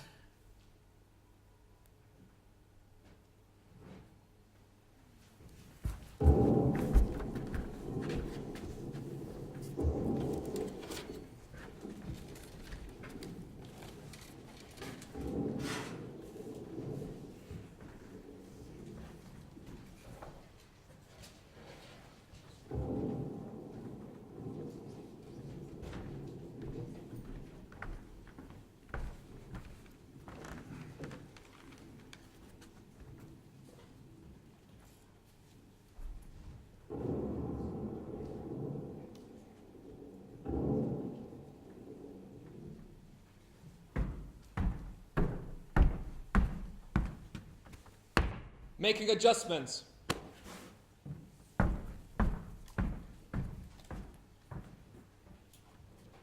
Hello. Do you remember me? Mrs. Briggs. This is Mr. Briggs. Say hello, don't be shy. Hello. Our lad Alistair, the champion cricketer. We've had a lovely letter from him. And he's coming home today. Father read it after tea one night. Didn't you? It was such a lovely surprise. We're so excited, aren't we, Bill? Yes, dear. He'll be here in a minute now, won't he, Bill? Yes, dear. And he's been awarded some type of special medal for bravery, hasn't he, Bill? We're so proud of him. Fiercely proud of him. We always knew he'd make a lovely soldier, and he proved us right again.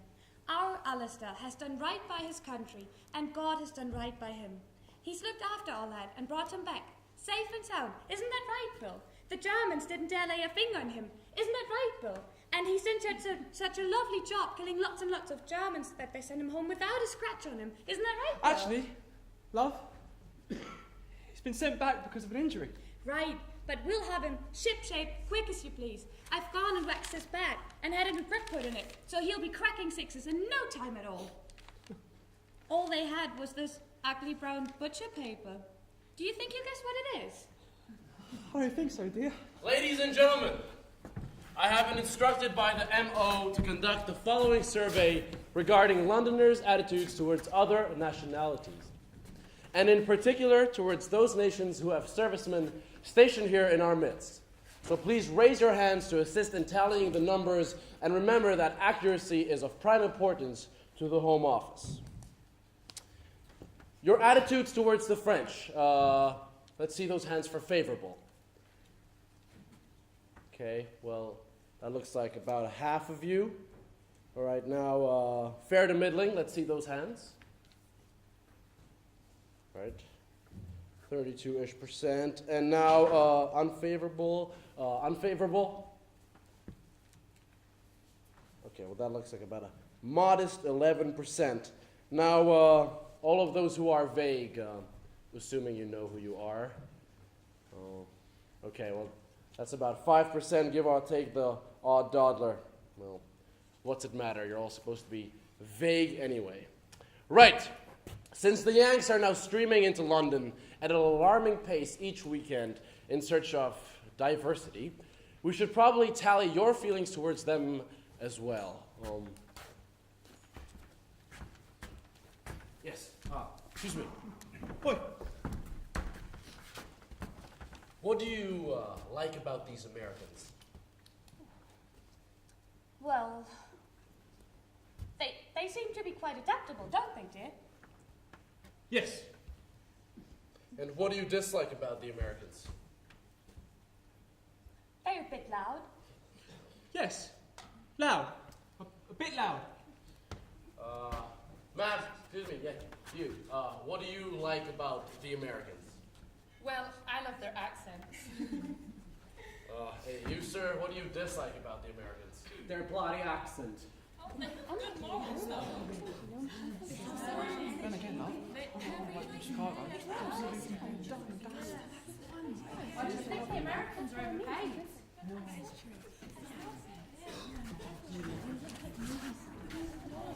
Alistair! Hey, Dad, Mom. Bill! He didn't say anything about this in his letter. Well, I skipped that bit, love. He knew you'd get worked up about it, so he told me not to say anything until his papers were approved for coming home. But he's fine, love. Really. His leg's gone! Don't let him see you upset. Hello, son. Mum. Oh, bless you, love. Give me an hand, Dad. Yeah. Let's get you inside then. Yeah. Be careful with him. Good. Well, see how easy it is? I suppose I'm a bit lighter. Yeah, I suppose, a bit. I don't think this is going to be a problem. No. No. It's fine. It's just a little adjustment. Or we can move your bed into the front room. Yeah. Don't bump him, dear. Be careful. Yeah, I'm still a bit tender. Got to have the stitches out in a couple of weeks. Well, keep it clean. I will. Well, don't worry. No. Tomorrow I can build a sort of ramp. It'll be easy that way. And Much easier that way. You know, your father's bag. It goes out. No, well, don't strain yourself. No, I'm an ox. He is. But if your back goes out, there's plenty of wood lying around. If you go out right after a raid, well, it's like a flaming lumberyard. If I can find some nice straight pieces. Well, I could help cut, or I could measure. Dear. Or if I laid them across the arms, I could just use a... Don't be silly. You should rest. Get some rest, lad. If you pull those stitches... Oh. Get some rest. Do you want some tea? I'll go make some tea.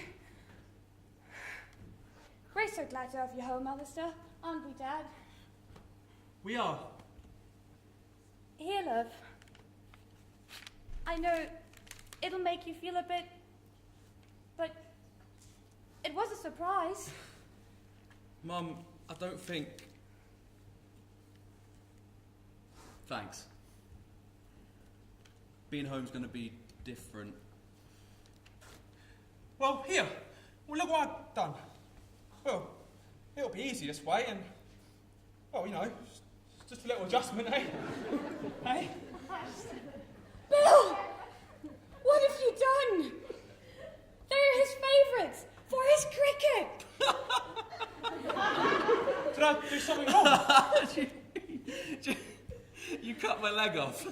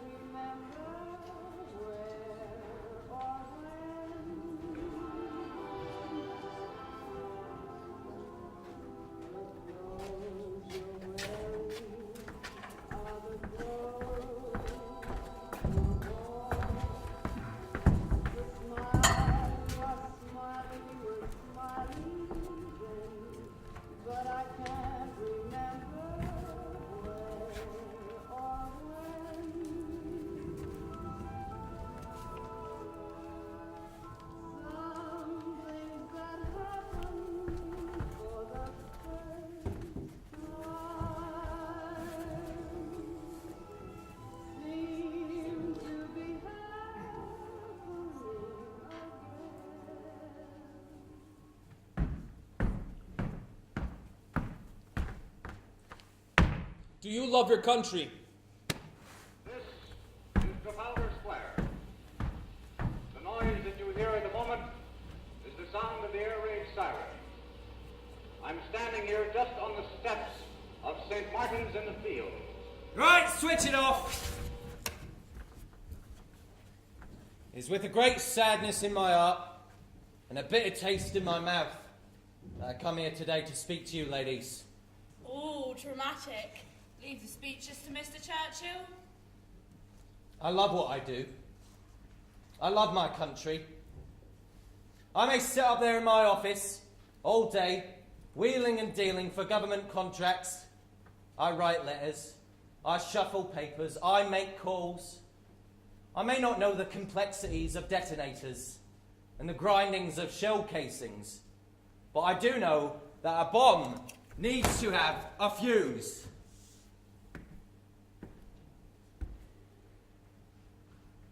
Quality control is difficult, Mr. Fracker. You handle so many in one day. Strain your eyes with these dim lights. Strain your eyes. And with the high quotas you set, Mr. Fracker, not that we can't manage, sometimes. occasionally, but not always. The odd bomb's going to slip through without all the little bits. Quality control. Yes, sir. A minor oversight. Definitely. Minor. Then can someone please explain to me this minor oversight? Now how is England supposed to bring its enemies to its knees if while they're blitzing London, we're showering Berlin with a hail of fruit cocktail? This is not a question of quality control. I'd call this sabotage. There are little boys and girls in England who haven't had fruit since the war began. Whoever did this is depriving the children of England, your children, ladies, to aid and comfort the enemy. Do we have a traitor in our midst? Mrs. Justice. Yes, sir. Do you love your country? Yes, sir. Miss Keith? Yes, Mr. Fracker. Miss Coulson? Yes. Miss Smith? Yes, sir. Mrs. Gently? Mrs. Gently, do you love your country? Judy. Let her answer! Mrs. Gently, do you love your country? I hate my country. I love it as well, but mostly I hate it. You have broken the law, Mrs. Gently. I'd like nothing more than to turn you over to the authorities. However, I cannot afford for my reputation to be sullied by the radical act of one woman. Leave this factory immediately. After what you've done, I don't know how you will live with yourself.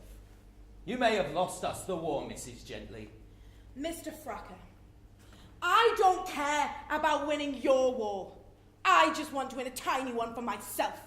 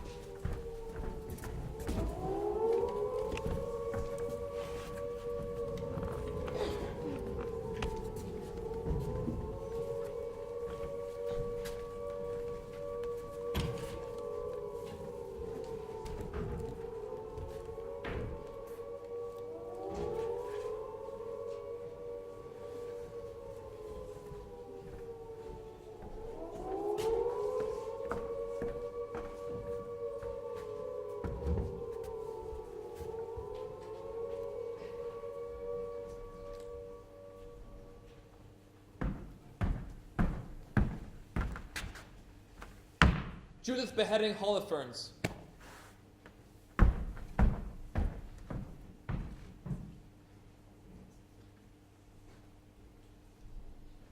Forgive me, God, for what I've done and what I'm going to do. Everything happens so fast down here, you hardly have time to think. I'm sorry. I think you've done such a wonderful job with everything else. The animals and flowers, and when it rains, everything shines and looks so beautiful. But sometimes I wish you'd given us more choices, especially women. I met a soldier who held me so tight. He felt like the only man left in the world. There's a man you can go to. You give him some money and he doesn't ask any questions. You lie back, he gives you something to drink and there's only a little pain and then it's over. I went with some money I stole and he said it wasn't enough. I kept going for 2 more days and he still said, I need more money. Then on the 3rd day I went, he said, I could make an exception in your case. But I didn't want to get rid of one baby just so he could put another one in me. Even if he said he was a doctor and knew how to do it so nothing would happen, I still said no. And he said, you stupid bitch, keep them together next time a soldier shows off his medals.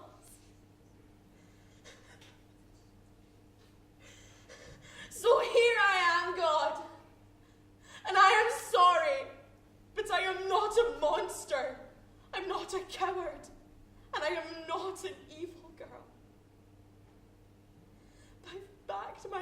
into something I can't get out of.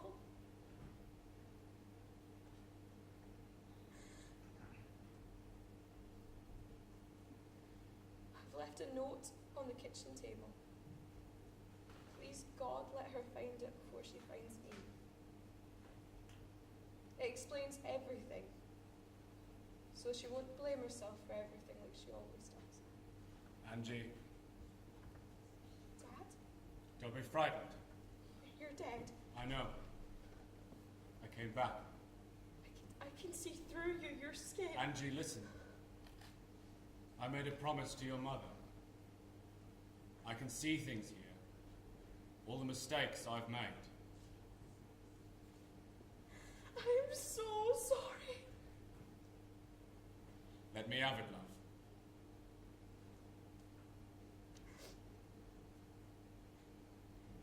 love. Please, Dad, let me hold you just once. You can't. I'm not really here. Is it going to be all right? Angie, you need to be here for your mother and your brother and your baby. How did you know?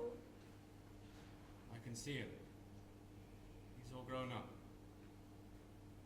A son? Listen, Angie.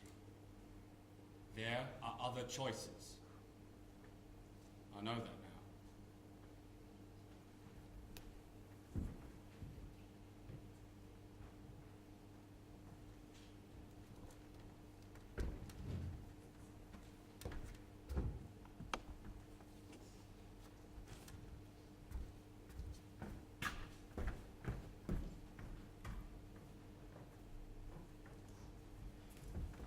Angie! Angie! Tom, come on, we've got to go. Angie!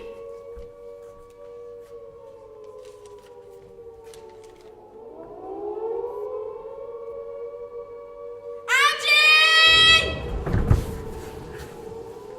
Mum! Tom! It's a bit of glass. He smashed Mrs. Hilliard's bay window.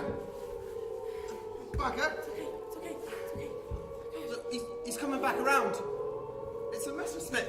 They're the fastest. But Mum, get down! Get out of us, guys! Just stop killing us! Stop killing us! Look, you got him, Mum! It's a parachute!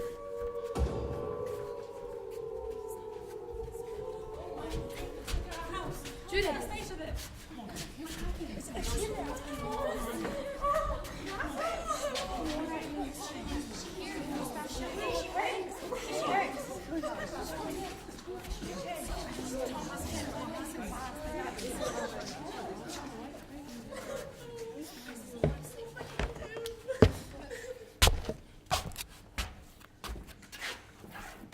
Right out the way, ladies! This could be an invasion attempt.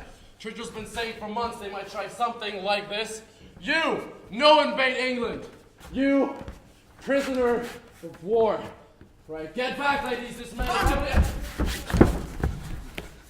Mrs. Gently, let's not do anything stupid now. This man is a prisoner of war. He is protected under the terms of the Geneva Convention. For God's sake, Mrs. Gently, killing him will not end the war.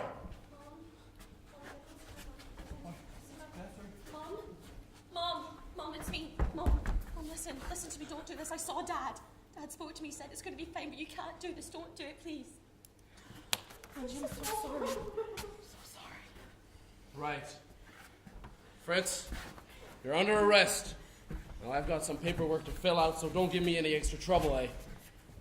Okay, ladies, go home. The show is over. Break it up. Just a boy. Just a boy. Go, bloody hell, Joan! Joan, you need to listen to me. Bitte! Bitte! Letter! My boy! Leaning back. A sniper in a tree. Bastard! Letter! Sorry.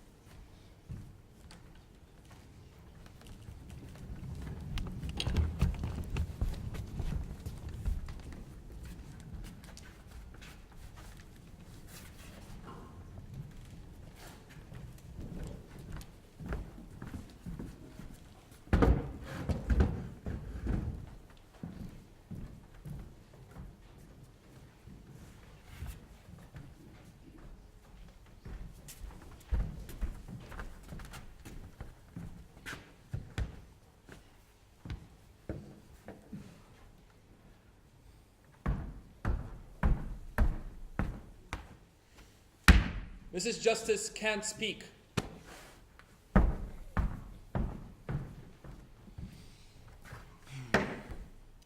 If you're not going to talk, you're just making it harder on yourself, Mrs. What's her name? Justice, sir. Joan Justice. What a funny name. Mrs. Justice. War doesn't have to be uncivilized, you know. That's why we have all these rules and regulations. To limit the number of unnecessary deaths, limit the brutality that is often the consequence of war. War is very emotional, Mrs. Justice. Believe me, I know how you feel. I've known... What does Hamlet say? Ah, yes. The cue and motive for passion. But what sets the English apart from the heathens we confront? What separates the just warriors like me from the reckless few like yourself is the faculty to reason, to resist the animal temptations from within us, and to know when we've jolly well done enough killing. We can't have every English housewife running around, wielding a pistol and firing shots at downed German pilots. That's not justice, that's barbarism. Please leave the killing to the professionals. What you've done is murder, Mrs. Justice. The Crown and I look frowningly upon it. You're a disgraceful woman.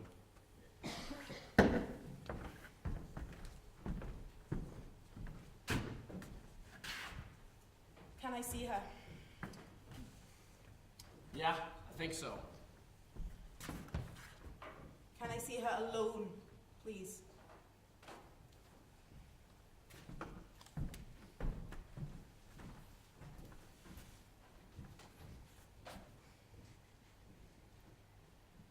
I never thought I'd do anything like this. Actually, that's not true. I've always thought I was capable of something like this. I just thought I was protected from it. And then my boy's killed, and a German floats into our streets. And yes, I was angry. But it wasn't him. It wasn't that German. Could have been anybody, really. Fracker, the warden, that bloody MP. All those men making the rules, protecting us, dying for us, owning us. They make us feel so guilty when we ask them not to go off and get killed. I should have married a coward and given birth to a coward. And then I wouldn't be alone. I killed a man. A boy, really. And the worst part is how simple and uneventful it was.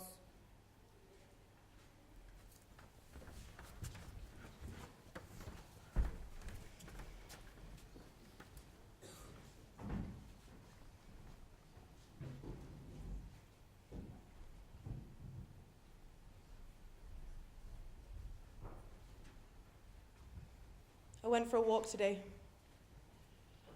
I passed a shop, and in the window there was a sign that said, "No steak, no onions, 1 banana, and the cats pinch the kipper."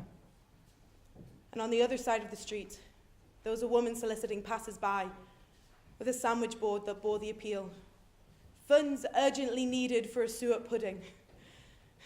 It just made me laugh. I'm not a religious woman, but I walked towards St. Paul's, and there it was, rising through the smoke of the still smouldering fires. Every night the city burns, but St. Paul's remains untouched. I think about what Frank said to me just before he left. He said, "I have a vision of me coming through the other side of something." I have no idea what he meant by that, but I too have a vision. We're standing in a field somewhere, a beautiful field, and the grass is so tall. And Frank is there, and he's out in front, and I have to reach to touch him.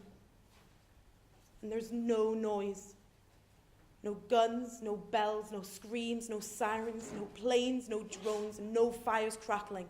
It's just us, and it stretches out ahead of us as far as the eye can see, not behind us. It starts from our feet and goes ahead. We're the front of something that reaches out ahead of us. And there's some people here I know. It's Joan and Brian. He's come home. He holds up his fist to his mother, and it's like the sun shines from his hand. He opens up his fist and shows her a watch. And she's actually smiling. There's some people here I don't know. Oh, wait, I do know them. It's the lad from the north. His head's wrapped in a bandage, but he just peels it off and he's all better. And he gets swept sideways and caught in the long grass. His eyes are so round, they look silly in his small face. And there's a young girl. Dress is in tatters, but she just takes her hand and smooths over the rips and they're all gone. Her face is so white, it's blue, but she just takes her palm and presses it to her cheek and she flushes with colour. And in the distance there's a soldier. I don't know his name, but he's waving at me and he's shouting at someone beside me. His back is hunched, but the wind blows and he's straight again and he's waving faster. And out in front, so far away, he's just a speck, but I know him. Dressed in rags, waving a flag. His voice is so dry, he's been shouting for years. He's coming through the other side of something. His dress is clean and new again. He waves the flag higher. His voice is clear.